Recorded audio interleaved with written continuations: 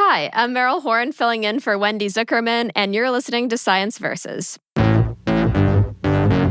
This is the show that pits facts against fructose.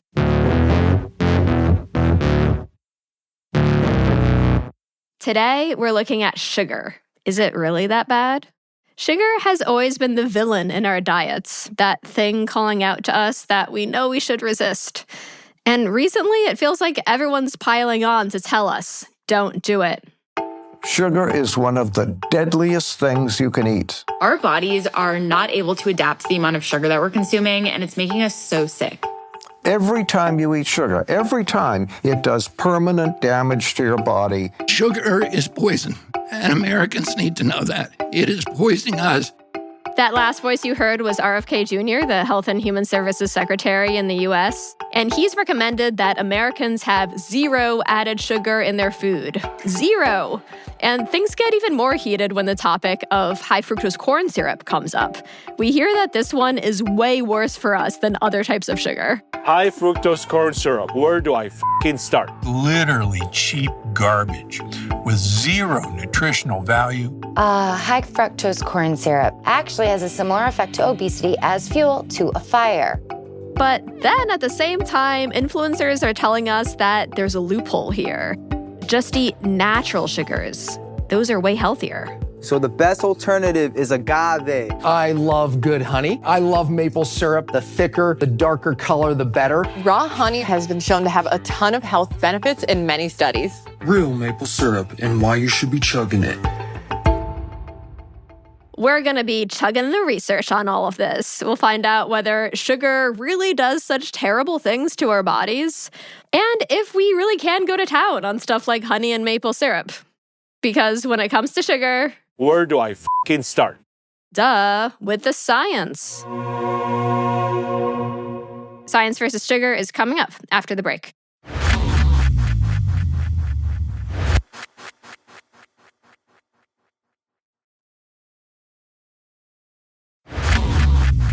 Welcome back. Today on the show, we're looking at sugar. How bad is it really? This is Meryl Horn, and with me is senior producer Rose Rimler. Hi, Meryl. Hey, Rose. So you're often the one that covers nutrition topics on our show. Are you like a little mad at me for getting in your lane? No, I don't want to do this. No? Why don't you want to find out about the science of sugar? Do you have a sweet tooth? I do. Let's see. Every morning, pretty much, most mornings, I put honey on my yogurt. That's what I have for breakfast. And also throughout the day, I eat a lot of fruit. Like I eat fruit at breakfast. I usually have some fruit after lunch. Well, I have some good news for you right off the bat. Can I keep my fruit? Yes, fruit is totally okay. That's one thing that some of the sugar haters get wrong, is that sugar overall is not poison, because we know fruit does have a lot of sugar in it, but it's also one of the healthiest foods you can eat. Is that because of like the fiber and the nutrients? Yeah, the fiber especially. There's a lot of like good stuff in fruit, which makes it healthy to eat overall. So one huge review found that eating more fruit is linked to a lower risk of getting heart disease, some types of cancer, type 2 diabetes. So that's one reason why sugar is not just terrible for us overall. And another one is that we know that whenever we eat stuff with sugar in it, our bodies do use some of that for energy, right? It's this like quick source of energy. And that's why like you see marathon runners having that like sugar goo stuff. It can be converted really quickly into energy, unlike other things like fat. Yeah, like if I was cycling the Tour de France, I would be like, they could have all the syrup I wanted, I assume. Yeah. So yeah, there is some good here. But for the sugar haters, they're not really coming for your like fruit. They're more worried about the sugar that gets added to stuff like soda, cakes, your ice cream. Meryl, I think you're underestimating the kookiness of people on the internet. They come for the fruit too. Well, they're wrong. Don't let them do that. But this concept of like added sugars being the thing you have to worry about, that's familiar to me. Yeah. And I think that I've seen that for sure online. The whole like no added sugars is, that's definitely like a thing that's out there. That's the big concern, right? So that's what we're really going to dive into. Let's look at whether it does make us gain weight first, since there's this idea that when we eat sugar, it really like packs on the pounds compared to eating other stuff. Oh, like sugar is like gram for gram, like more fattening than other nutrients. Okay. And so one of the first studies that shed light on this was done by Professor Jim Mann at the University of Otago in New Zealand.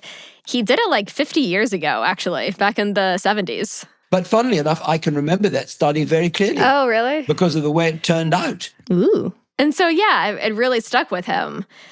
Like a Tootsie Roll that you left in your pocket too long because something totally unexpected ended up happening. So here's how it went down. Okay. The goal of the study was to see what happens when people replace sugar for other types of calories, like starch, the stuff that's in bread. So they could see, like, is sugar particularly unhealthy for us? So here's what they told the volunteers. We said, look, we want you to give up X amount of sugar and replace that with starch to see the effect. So ditch the dessert and have some pasta instead? So, yeah. So we had a dietitian, excellent dietitian, who worked with these people on a regular basis. And highly motivated people. And they said, yeah, we'll do everything you say. So my dream of having extra mashed potatoes at the end of the meal. Yeah, exactly. It doesn't sound that bad, actually, right? Like, instead of having sugar, you're supposed to basically have everything else. You can have starch, you can have protein, and they wanted them to do it pretty precisely, like substitute out 1 for 1, like the calories that you're going to have for sugar, have the pasta instead. Okay. But what ended up happening is that instead of doing that 1 for 1 replacement, they ended up eating less overall. So instead of having like the exact amount of calories that they're going to have in sugar, in pasta, they ended up having less pasta. They just couldn't get that much starch down their gullets. Yeah. And so they ended up losing weight. And so Jim couldn't do the thing he was trying to do, which was see, like, which is worse, calorie for calorie. Here's what they'd need to do instead. You've actually got to do it in a controlled environment where you actually give people all their meals and you virtually lock them up to make sure that they are actually not going to change their calorie intake. Right. One of these studies, nutrition studies where you get people to live in the lab and you give them all their meals. Yeah, basically. My favorite. And so, he had to wait for these more careful studies to come along. And they have. Oh, so other researchers have done that since Jim? Yes. Okay. Other researchers will did what he was trying to do kind of properly. So, like, make sure people aren't actually changing the total amount of calories that they're eating to find out if sugar itself causes more weight gain than other stuff. Okay. So, several years ago, Jim and his team collected a bunch of these studies for a meta-analysis. They ended up looking at 12 of them. So now we can answer the question, right? So, are you ready? Yeah. So what they found is that sugar does not have some sort of magical power to make you gain weight. So if you have, like, people eat the same amount of calories, some of them are getting sugar, some of them are getting other stuff, they generally do not gain more weight with the sugar. I mean, to me, I was kind of surprised because it does feel like sugar is bad for our weight. And it is true that people who have more sugar generally will gain more weight. And that's because in the real world, when people have a lot of sugar, they aren't, like, compensating by eating less of other stuff. Maybe because sugar doesn't make us feel as full as other foods do. I mean, you could see this in Jim's study, and it just makes intuitive sense. Like, if you imagine having a bottle of Coke with your lunch, you're not going to be like, I guess I won't be that hungry for a big lunch anymore because I'm having all this soda. Like, no, you're going to have just as big of a lunch as you would have otherwise if you're having water with your lunch. And so, like, even though it doesn't seem like sugar is magically good at making us gain weight, people do tend to just eat more overall when they have a lot of sugar in their diet. It's magically good at being delicious and making you want to eat more and more of it.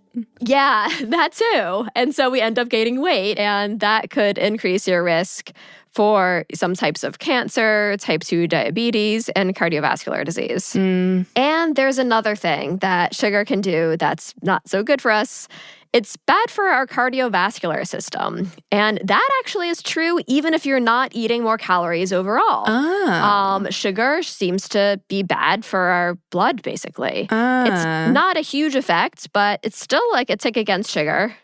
And why is it bad for our cardiovascular system? It's because of the way that sugar can get converted into fat. That ends up being bad for us. We'll actually come back to that a little later. But first, to complete our roundup of why sugar is bad. So number 1, if we eat more sugar, we tend to gain weight. Number 2 is bad for our cardiovascular system. And number 3, can you guess, Rose, the other main reason why sugar is bad for us? It's bad for your teeth. Yes! Ding, ding, ding. Sugar gives us cavities. We've known this since the 1950s when there was a really terrible experiment Jim told me about. It was done in Sweden. Most unethical by modern standards, where they gave people who lived in mental institutions, they gave them, I think, those sort of toffee kind of things to chew and other sweet things. Showed that those people in the mental institution who were given these disgusting, sugary, sweet things, they got terrible dental caries. Yes, you can't just give people diseases. But yes, okay, so sugar really does lead to cavities. It's not an old myth. Okay. No, yeah. Now we know it's because sugar feeds bacteria that are in our mouths, and that creates cavities, or at least little holes in our teeth. Okay, so here's where we are. Sugar is not looking great. So far, lots of the studies we've been talking about are just using basic table sugar. But there are these claims that some sugars are better for you than that, or worse for you than that. And so this opens up a whole can of gummy worms. That's what we'll look into next. Oh, did you bring gummy worms to this discussion? Check your mail. No. Look under your seat. So next up, we're going to tell you whether high fructose corn syrup really is the big bad wolf, whether honey or maple syrup is the way to go, and the answers might surprise you. That's after the break.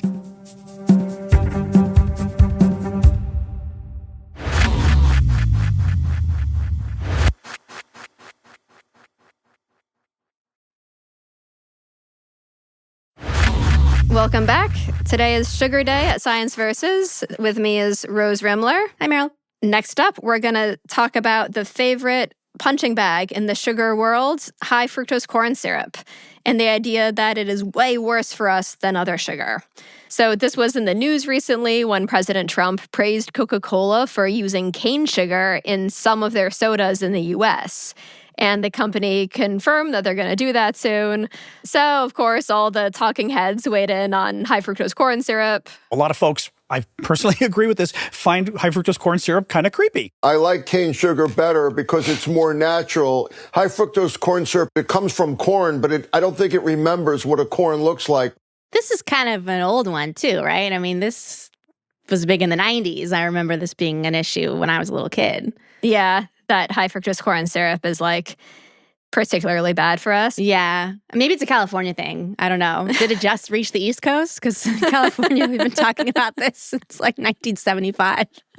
So do you get bad vibes from high fructose corn syrup? Everybody in California knows that the vibes are really bad of high fructose corn syrup. But to find out if it's more than just bad vibes, I called up Dr. Kimber Stanhope. She's a research nutritional biologist at the University of California, Davis, and her specialty is sugar. So she's been very popular this past news cycle. Have you been getting flooded by requests from reporters to talk about this right now? Definitely a lot. You're late. And so So there actually is a legit reason why high fructose corn syrup might be bad for us. It's because of the fructose. That's one of the basic sugar building blocks along with glucose. And at one point, like in the 80s, scientists were thinking that fructose might actually be better for us than other stuff like glucose. Because fructose doesn't raise our blood sugar like glucose does. Oh, okay. So maybe good, especially if you have diabetes. But those glory days of fructose didn't last long because pretty quickly, studies started coming out finding that fructose has its own set of problems. So one big one is that it often gets turned into something called triglycerides. And triglycerides are what fat is made of. So Kimber told me, imagine you got someone who was willing to donate some of their body to science, and then You took a big chunk of their fat. Most of that fat is triglyceride. oh, so it's like the currency of fat in the body. Right, exactly. Does it look like anything, like under a microscope? Pure oil. So most of, your oils at home that you cook with, that is nearly pure triglyceride. Oh.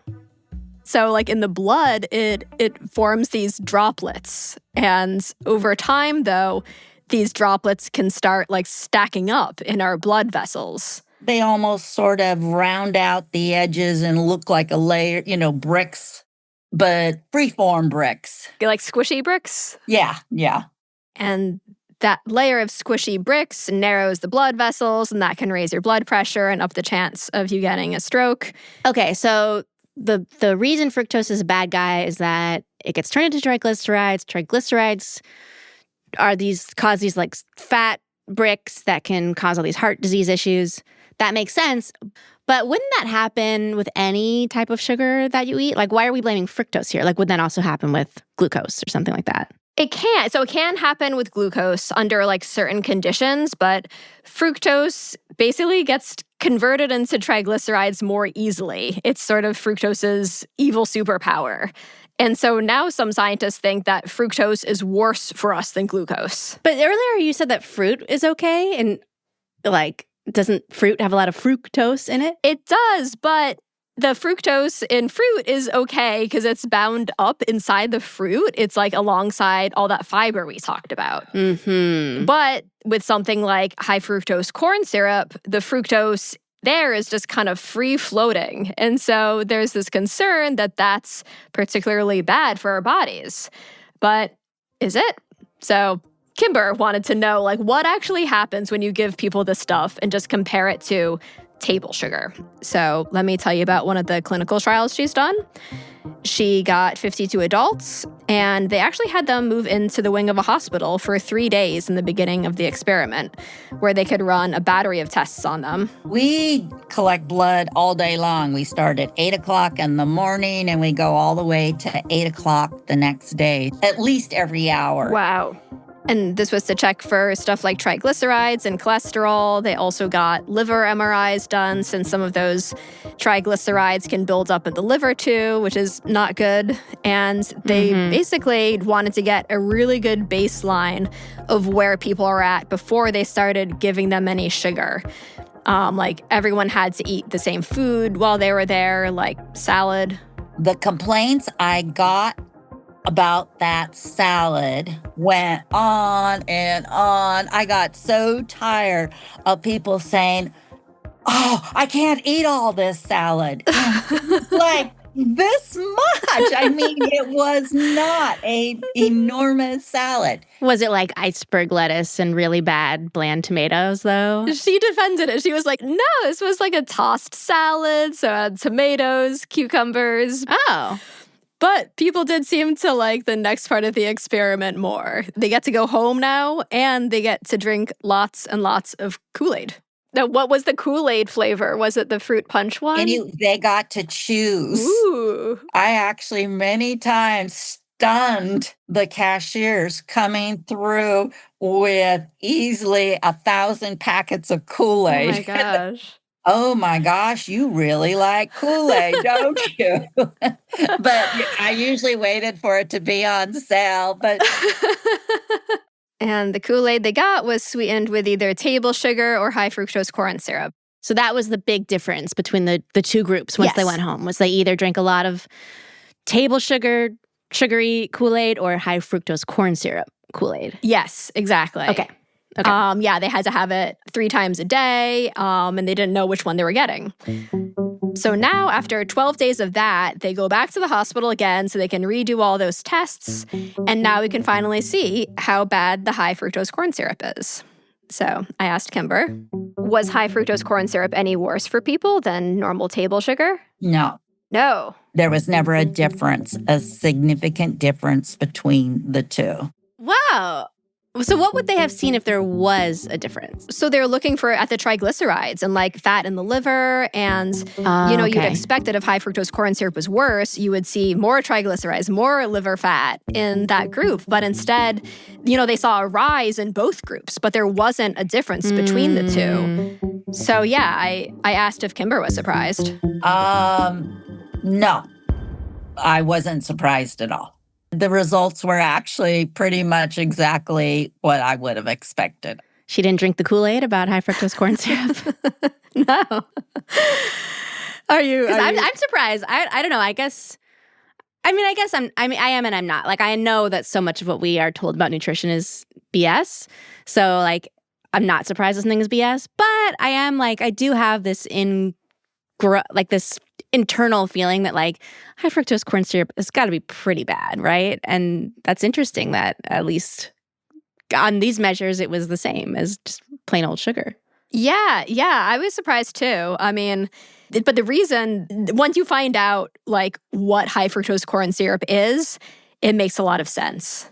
So I've been kind of holding back on you for dramatic effects, but basically, high fructose corn syrup does not actually have that much more fructose in it than normal table sugar. Really? Yeah. Despite the name. But it's just the name. Yeah. So basically, both are made out of two things, fructose and glucose. High fructose corn syrup is often 55% fructose. Do you want to guess how much fructose is in table sugar? Well, you told me it's not that much of a difference, so 50%? Yep. It's half and half. Okay. So yeah, they're pretty much on par. So it's slightly high fructose corn syrup. Yeah, it's in this case, it was slightly higher. And so that's why Kimber also wasn't surprised. That difference is not enough to show up, at least in a 2-week study. So it's not like it doesn't deserve its stigma, high fructose corn syrup. No. And other studies have backed this up. It's funny, you'd think that if this is the case, the people behind high fructose corn syrup would have rebranded ages ago. Yeah. Because if they could just be like, if they just call it something else, then they wouldn't have had this whole mess, maybe. They actually tried to. Yeah, there was like a campaign where they tried to change it to just corn sugar. But the problem is when they first invented it, they called it high fructose corn syrup because the thing that came around first was just corn syrup. And that didn't have any fructose in it at all. So that was low fructose. That was basically no fructose. And then they started adding fructose to it to make it sweeter. And that's why they called it high fructose corn syrup. It's higher than nothing. So it's sort of a misnomer. And sometimes it actually has less fructose in it than table sugar. So, but I think they're probably regretting their decision pretty strongly now to call it that because now it's kind of stuck. So maybe this is ignorant, but table sugar, that's from beets, sugar cane, or? Both, yeah. Those are the two main sources, are either beets or sugar cane. And that, in both cases, it's half and half, so 50% fructose, 50% glucose, which, by the way, means that there's like no real reason to think that cane sugar is like especially healthy for us when it's basically the same thing as high fructose corn syrup when you look at what makes it up. But so does this change your mind after all your, brainwashing growing up in California about how terrible high fructose corn syrup was? Are you going to go put some of that now on your yogurt? Corns. It's very hard to undo brainwashing, but I do genuinely. Now my question is like, maybe high fructose corn syrup isn't worse than other types of sources of sugar, but does that mean they're all bad? Because like, I think some, hippies like me, we get a little bit of a squeeze of pleasure when we use agave or honey or something instead of like high fructose corn syrup. So does that mean like the natural sugars they're just as bad as high fructose corn syrup? Well, that's what we're going to look at next. So let's start with agave syrup. You'll see this in fancy coffee shops. You can get it in your smoothie. But I couldn't find that much research backing up this idea that agave deserves this like wellness glow up. So there's barely any research on it in humans at all. And when you look at what's in it, it's mostly fructose. Around 85% of agave syrup is fructose. Oh.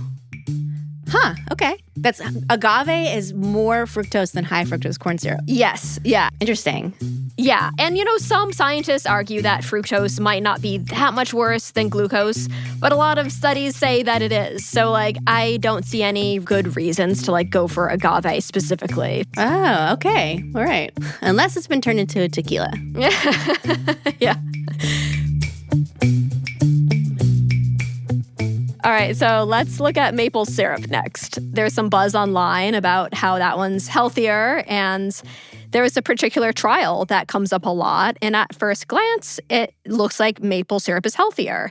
When you kind of skim the paper, it looked like they saw a difference between people who were eating maple syrup and people who were having table sugar. The maple syrup group had less fat around their bellies. So I asked Kimber about that study.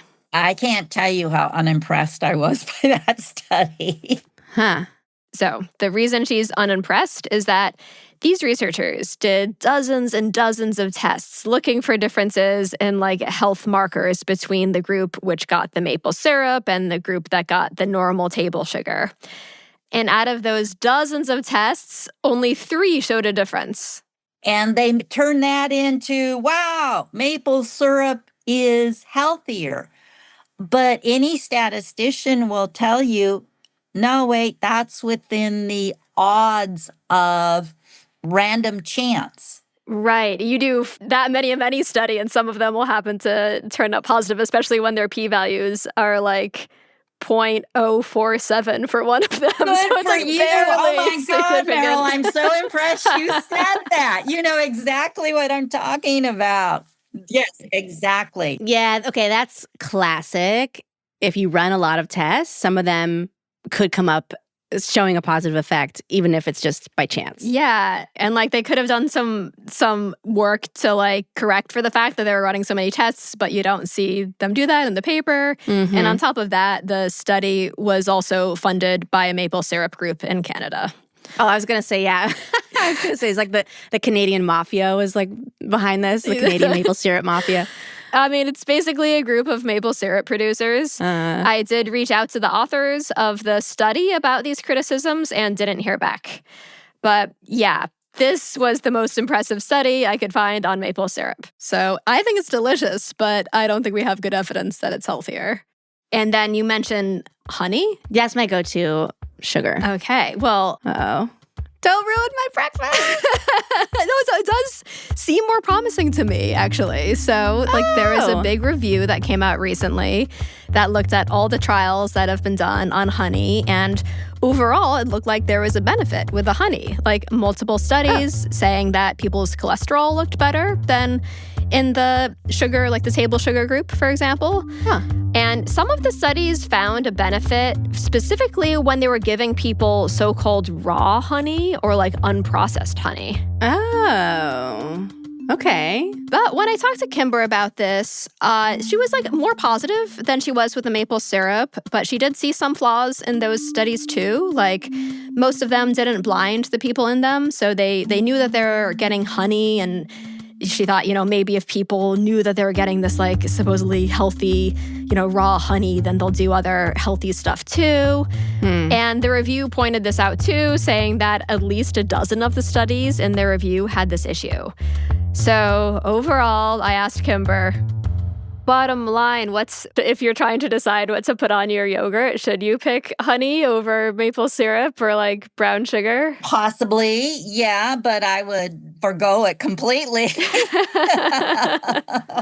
and learn to put fruit on. But do you think because there's a little bit of evidence that maybe it's better for certain things, it's worth substituting it in? It is questionable enough that if I was forced to make the decision between natural unprocessed honey versus sucrose or any other form of sugar, I would pick the honey. If someone had a gun to your head and was like, Kimber, you must add one of these things to your yogurt, exactly. You would choose the honey. That's how you'll have to phrase it. Okay. So, Rose, how does that make you feel about your honey? Well, here's what I would say.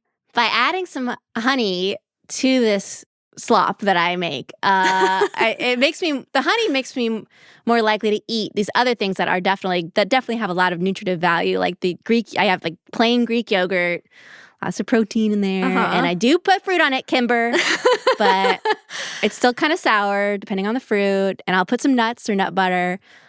I feel like she'd give me a gold star for all of that. And if adding a tablespoon of honey on that gets me to chow down on that every morning, I feel like it's probably okay. But maybe not. I don't know. Yeah. I mean, that brings us to this bigger question of like, overall, should we be feeling guilty about having some sugar in our lives? Like, Kimber's sort of a stickler when she says, you really shouldn't have any added sugar. But other scientists are like, oh, no, like a little is okay. So like, let's look at what the World Health Organization says. They focus on something called free sugar. This is basically the sugar that's added to stuff. And so they recommend that you don't have more than 10% of your total calories be made up of this sugar. And research backs this up. Like one big study I found looked at how much sugar people ate and then their risk of dying from cardiovascular disease. And you can see the risk of death starting to creep up around this 10% mark. Oh, risk of death. Okay. So 10% of your daily calories is not like that intuitive. Yeah. Can you give me some something I can really sink my teeth into? Yeah. So for someone who has 2,000 calories a day, that 10% comes out to 50 grams of sugar. So, for example, a can of Coke has about 40 grams of sugar in it. So that would be most of your sugar budget right there if you had a can of Coke. Or you could have like 3 chocolate croissants. That's roughly 50 grams of sugar. Well, because they only put that little nugget of chocolate in there. Yeah, it's not actually that much, but that still made me feel better. So you're still eating 3 croissants. Yeah, I'll still have my 3 croissants. Some other issues there.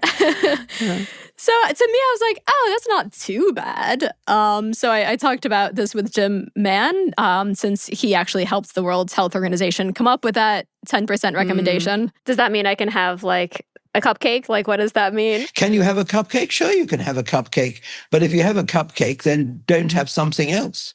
I mean, I had this morning with my coffee, I had some cheesecake. Because there's a certain bakery in this town that makes very good cheesecake.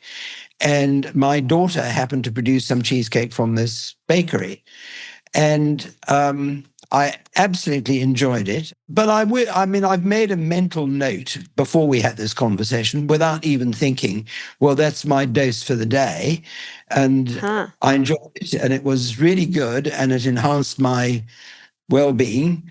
But I certainly would not have a dessert tonight. But you didn't feel guilty about having that slice? No, I didn't feel. I thoroughly enjoyed it.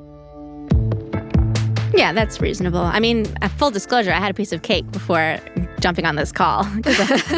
I made a cake over the weekend. Before I told you the science of how bad sugar is. I just gobbled it down. Then I had honey on my yogurt. So I'm actually probably over budget today, but I'm definitely not going to have any more sweets the rest of the day. So I like his approach, yeah. Yeah. Well, thanks, Rose. Thanks, Meryl. So we have 60 citations in this episode. If you want to look at any of those, read more about sugar science, then check out our transcripts. The link is in the show notes.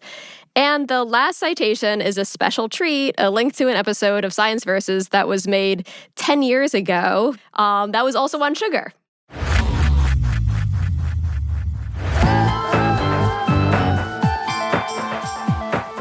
This episode was produced by me, Meryl Horn, with help from Rose Rimler, Michelle Dang, and Ekedi Fausther-Keeys. We're edited by Blythe Terrell. Mix and sound design by Bobby Lord. Our executive producer is Wendy Zukerman. Fact-checking by Sam Lemonick. Music written by Peter Leonard, Bobby Lord, Wylie, Emma Munger, and Bumi Hidaka. Thanks to all the researchers we spoke to, including Professor Barry Popkin, Dr. John White, Dr. Nick Fuller, Professor Paul Breslin, Dr. Richard Johnson, and Dr. Vasanti Malik. Science Versus is a Spotify Studios original. Listen for free on Spotify or wherever you get your podcasts. And if you do listen on Spotify, follow us and tap the bell for episode notifications. We'll fact you soon.